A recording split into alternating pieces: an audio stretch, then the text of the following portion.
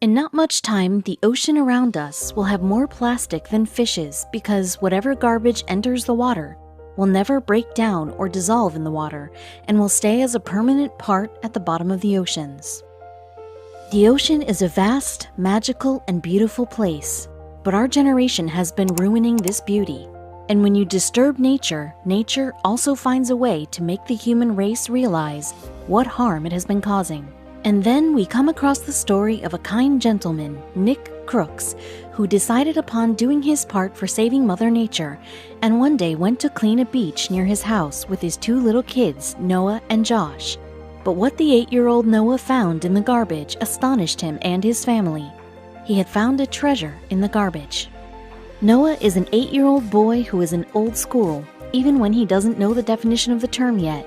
His hobbies include gardening, reading, and writing, and he likes things in their true form, without any adulteration.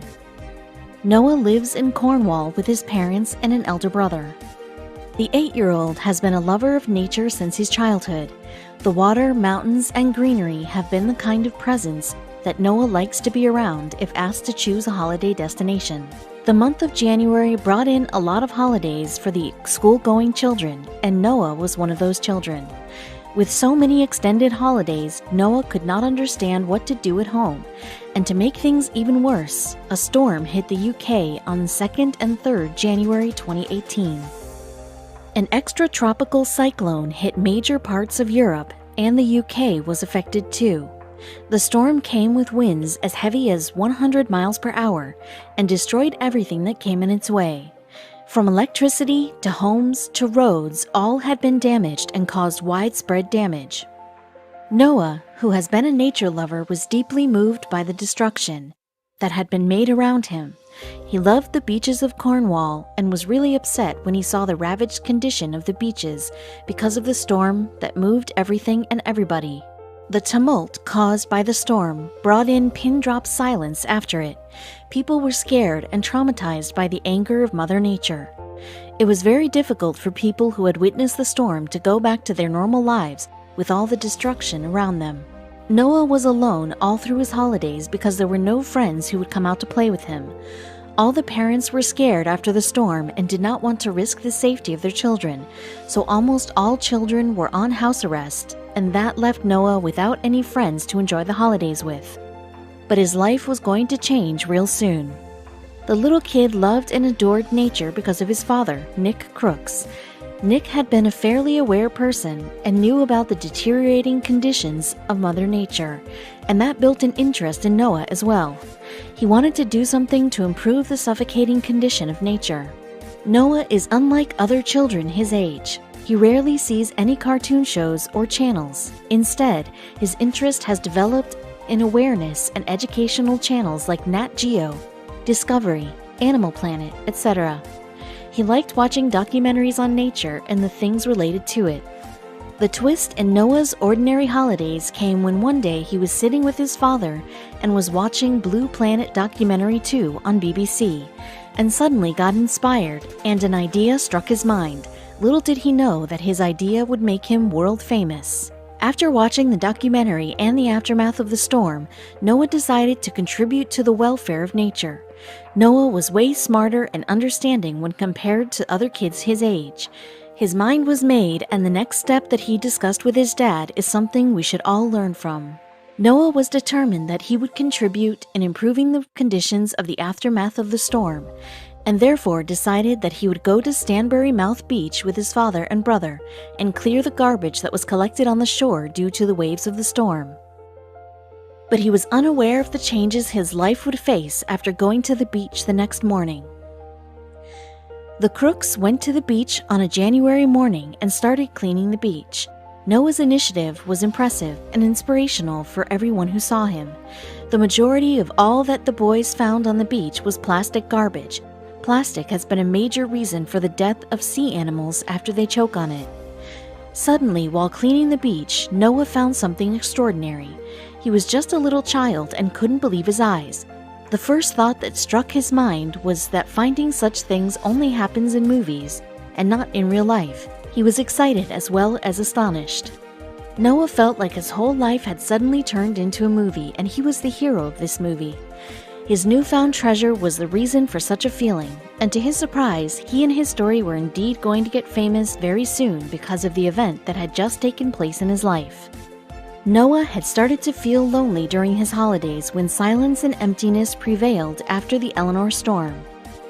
And after he discovered the unusual thing on the beach, he became famous, and loneliness was out of his life in several ways. As soon as Noah saw the treasure, he ran to his father to tell him about it. But since Noah was just a child of 8 years, his father did not take him seriously and thought that he was playing some kind of mischief with him. Nick refused to believe Noah and ignored it for a while. The 8-year-old was excited about opening the treasure, but was also scared that it might kill his excitement and it might contain nothing at all. He had been elated and extremely excited about his recent discovery and was afraid that it might all end up in vain, so he just kept staring at it. Noah loved reading fictional stories, and during that moment, when he had found a surprise, an uncommon thing on the beach, he felt like his own life was one of those fictional stories that he read about. He did not want this movie-like scenario going on his life to end and not be feeling like a hero anymore. Finally, Noah gathered all his strength to open the treasure that he had found. His father and brother encouraged him to open the surprise and look into it so that they could all know what could a surprise from the ocean have in store for them, or just the little child who had found it. The surprising and unusual thing that Noah had discovered in the garbage was a green-colored bottle, which seemed like it contained something weird inside it. It was not water or soda inside the bottle, but something different.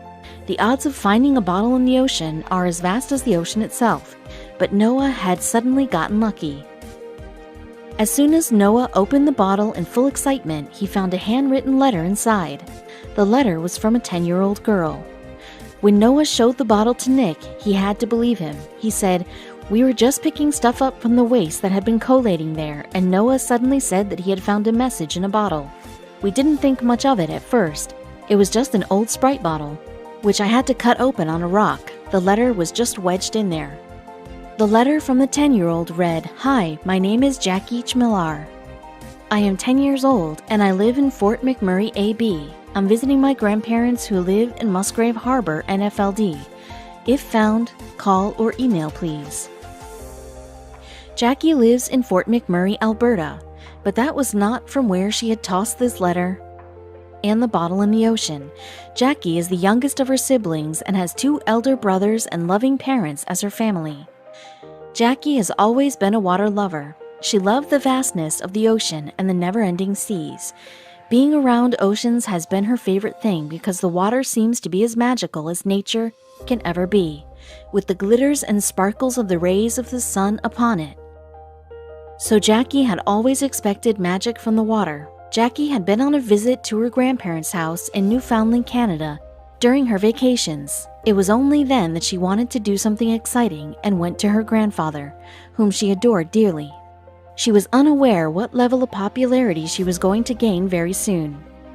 When Jackie went to her grandfather to discuss doing something exceptional and uncommon, he came up with the idea of writing a message on a piece of paper and folding it into a bottle, dashing it into the Atlantic Ocean. Her grandfather had heard and read a lot about people finding messages in Newfoundland, so he thought of giving it a try. Jackie had tossed the letter very casually and had not expected that someone would find the letter, although somewhere deep inside she had little hopes. But she never thought that it would all happen so soon and her letter would travel 3,440 kilometers to be found in Cornwall. After going through the letter again and again in astonishment, Nick and Noah decided to reply to the letter and reach out to Jackie. She had jotted down her parents' contact details, and Nick reached out to them via email to tell them that his son had found the letter. When Jackie's mother, Suzanne Molinch-Millar, received the mail and read it, at first she thought it was a kind of joke. She could not believe that anything of this sort could happen in today's fast-paced and introverted world. Then she saw the picture of the letter that was attached in the mail and screamed in surprise when she saw her daughter's handwriting. After exchanging a few emails, the 2 kids got in contact with each other through their parents.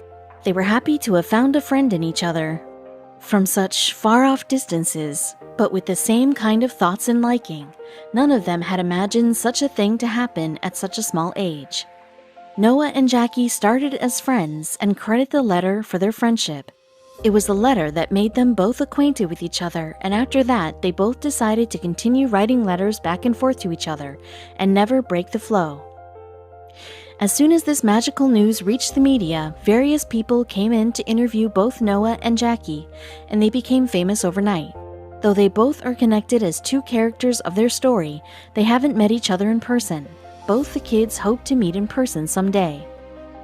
The most positive part of this whole magical event has been that the concern of seawater pollution has also reached the readers of the story, and is also spreading with each new reader. Nick Crook says, "It all highlights the issue involving plastic pollution, so that's good as well." At first, Noah's father, Nick, did not believe his discovery, but later he added, "When he said he had found a message, I just thought someone had shoved a piece of paper in and didn't think much of it. But when we opened it and realized it was a message and that it had traveled so far, it brought out the inner child in me. I was quite excited about it. It's not something you find every day." We should all learn from the Crooks family and try to do our bit for keeping the water bodies clean so that the human race does not have to suffer more and nature can be protected as well. Save nature, and then only will you be able to experience beautiful instances like Noah and Jackie did and make beautiful memories. Noah and Jackie have been friends ever since and hope to continue being friends.